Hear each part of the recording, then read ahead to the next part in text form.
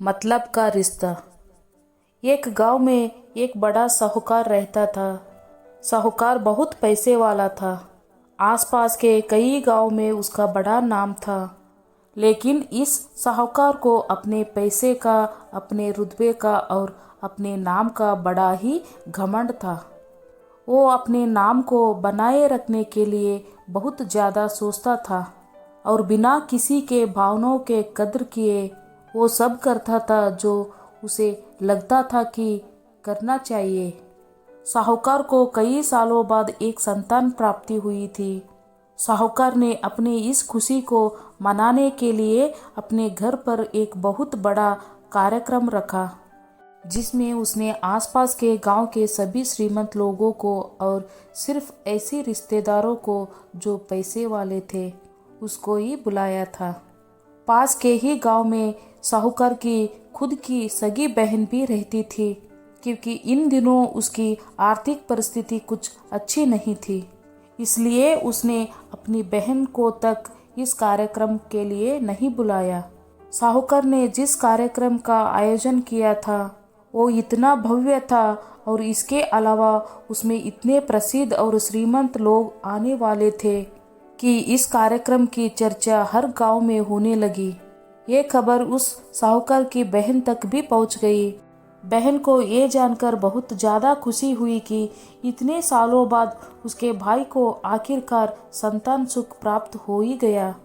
बहन ने सोचा कि भाई गलती से उसे इस बारे में बताना भूल गया होगा और अपने को भला कोई न्योता देता है।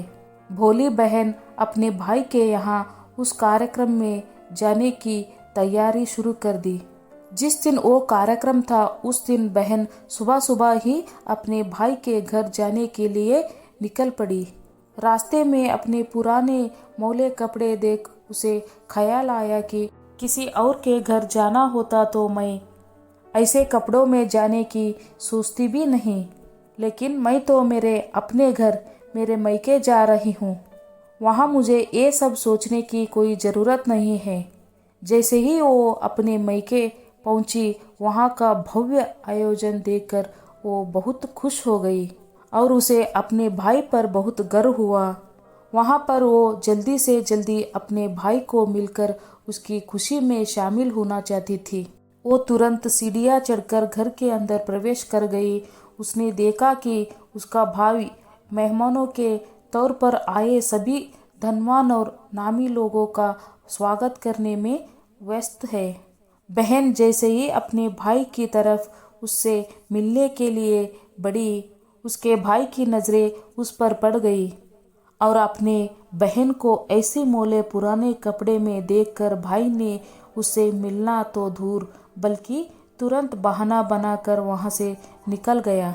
बहन ने सोचा, इतने लोगों में बेचारा अकेला भाई क्या क्या करे, जरूर उसे कुछ काम याद आ गया होगा, इसलिए वहाँ से चला गया होगा। बहन बाद में अपनी भाभी से मिलने गई। भाभी ने उसका स्वागत किया और उसे खाना खाने के लिए आग्रह किया। बहन ने सोचा, ठीक है, पहले खाना खा लेती हूँ, फिर बाद में आराम से भाई से मिल लूँगी। बहन खाना खाने के लिए पंक्ति में बैठी। भाई ने देखा कि अपने सभी धनवान मेहमानों के बीच उसकी गरीब बहन बैठी हुई। सभी कीमती पोशाक पहनने लोग के बीच उसकी बहन जो पुराने मोले कपड़े पहनकर बैठी थी, वो साहूकार से देखा नहीं गया। उसने अपनी बहन को अपने पास बुलाया, भला बुरा सुनाया और वहाँ से जाने के लिए बोला। बहन ने अपने सपने में भी नहीं सोचा था कि उसके साथ कभी ऐसा व्यवहार भी हो सकता है, और वो भी उसके खुद के मैके में। अपना अपमान होने के बाद बहन तुरंत अपने घर ससुराल जाने के लिए चल पड़ी। बहन इस बात को पच ही नहीं पा रही थी कि उसके अपने भाई ने उसके साथ इतना बुरा व्यवहार किया। उसकी आंखों से आंसू नहीं थम रहे थे। रास्ते में उसे अपनी पुरानी दोस्त मिली। उस दोस्त ने उसे रोने का कारण पूछा। हालांकि बहन उसे कुछ भी नहीं बताना चाहती थी, लेकिन दोस्त के बार बार पूछने पर उसने उसके साथ हुए सारी घटना उसे बता दी।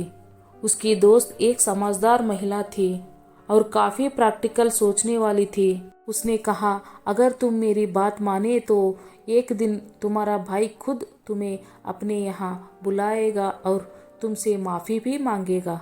बहन ने उसे कहा कि मैं तुम्हारी हर बात मानूंगी, बताओ मुझे क्या करना होगा। दोस्त ने कहा कि तुम इस अपमान को, इस दुख को एक दिशा दे दो और कोई गृह उद्योग शुरू कर दो।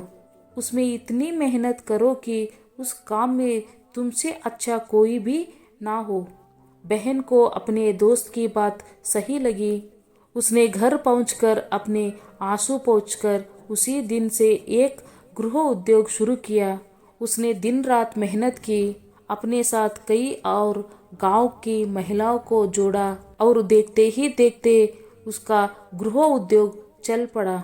कुछ ही साल में आसपास के 50 गांव में उसका नाम और रुतबा काफी बढ़ गया और अब वो पैसे के मामले में अपने भाई से भी ज्यादा बड़ी बन गई।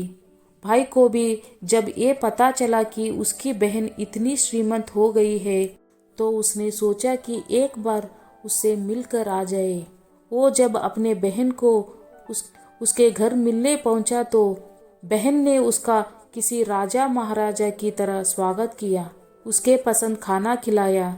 बहन का ऐसा व्यवहार देखकर भाई को अपनी पिछली गलती का एहसास हुआ, इसलिए उसने अपनी बहन को अपने घर में होने वाली पूजा के लिए आमंत्रित किया। कुछ ही दिनों बाद बहन अपने भाई के यहाँ उस पूजा के लिए पहुँच गई। जैसे ही बहन अपने भाई के घर पहुँची, उसका भाई उसके स्वागत के लिए दरवाजे पर ही खड़ा था। बहन अपने महंगी गाड़ी में आई थी।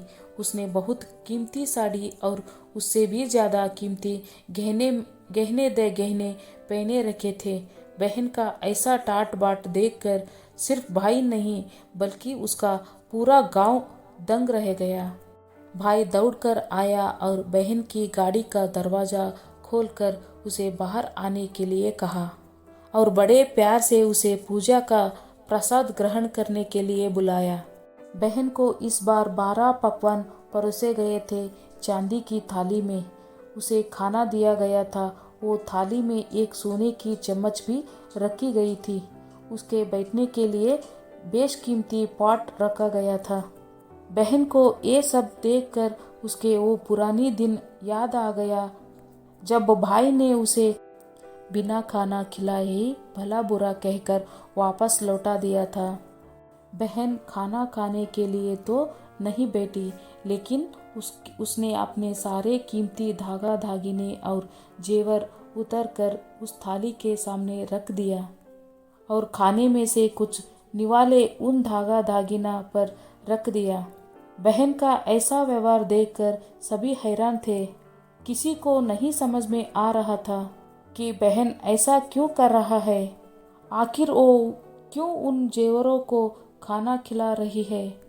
जब सभी ने उससे पूछा कि वो क्यों ऐसा कर रही है, तब बहन ने सबके सामने बताया कि आज जो उसका इतना मान सम्मान हो रहा है वो दरअसल उसका नहीं, उसके इन्हीं कीमती धागा धागिनों और कपड़ों का हो रहा है। क्योंकि मैं तो अभी भी वही पुरानी साहूकार की बहन ही हूँ। अगर कुछ बदलाव है तो वो मेरी परिस्थिति है, मेरे कपड़े और गहने हैं। भाई ने अपनी गलती का एहसास होने पर इस बार अपनी बहन के पैर पकड़कर माफ़ी मांगी। बहन ने जो पहले भी अपने भाई से निस्वार्थ प्रेम करती थी, उसने अपने भाई को माफ़ कर दिया और उसे गले से लगा लिया।